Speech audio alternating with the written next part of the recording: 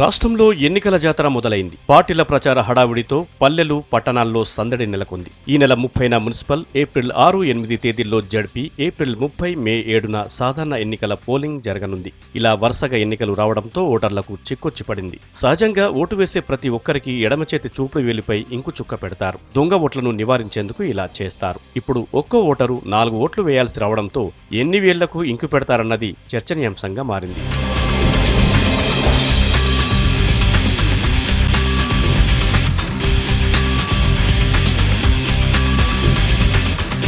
ఒకసారి ఇంకి పెడితే 15 రోజుల వరకు పోదు. ప్రస్తుతం నెల రోజుల గ్యాప్లో 4 సార్లు ఓటు వేయాల్సి ఉంటుంది. దీంతో వేలిపై ఇంకు గుర్తు సమస్యగా మారింది. ఇలా వరుసగా ఎన్నికలు వచ్చినప్పుడు ఎడమ చేతి చూపుడు వేలుతో పాటు పక్క వేలికి ఇంకు పెడతామంటున్నారు అధికారులు. ఇప్పుడు 4 సార్లు ఓట్లు వేయాల్సి రావడంతో ఏం చేయాలన్న దానిపై ఎన్నికల సంఘానికి లేఖ రాస్తామంటున్నారు. కుడి చేయి మధ్య వేలికి ఇంకు పెట్టేలా పర్మిషన్ ఇవ్వమని కోరతామంటున్నారు.